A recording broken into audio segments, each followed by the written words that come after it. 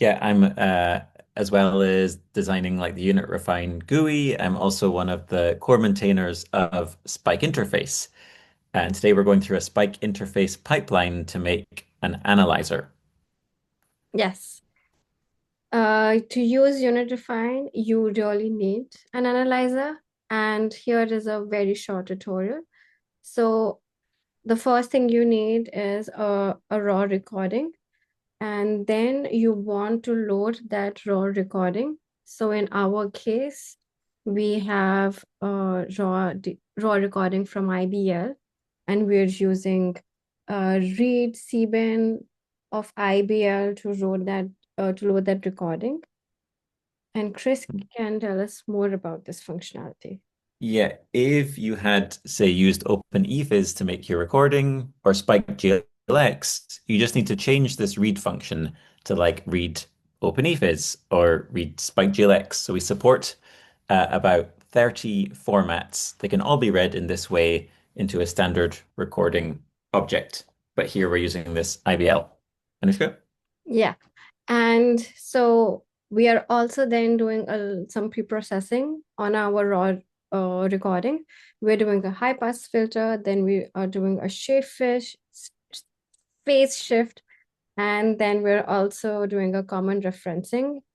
And but these are not the only pre-processing you can use. You can do a lot more pre-processing, right, Chris?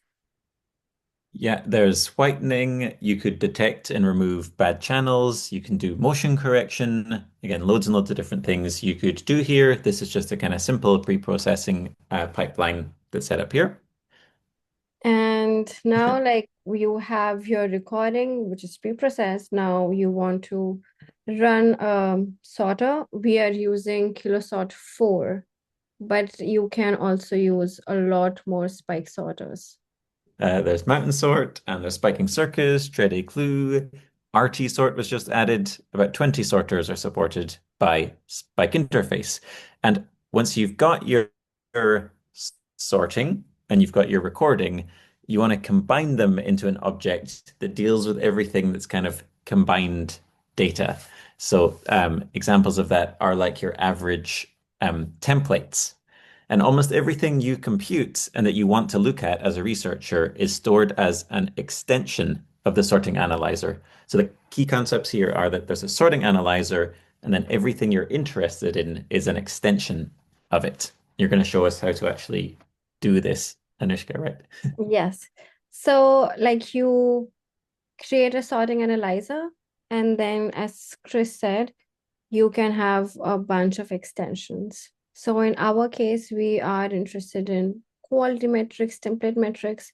So to compute these as well, you need a bunch of extensions. So it's a very simple functionality. You do sorting analyzer dot compute, and you can give all the extensions you want in a simple list.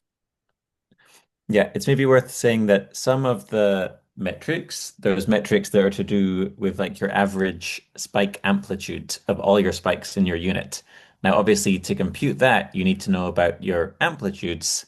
And Yeah. so you only get that metric if you've already computed your amplitudes. So the variety of quality metrics that you actually compute depends on which other extensions you've already computed. But this list that Anushka's put together is pretty extensive. So that's a good starter list.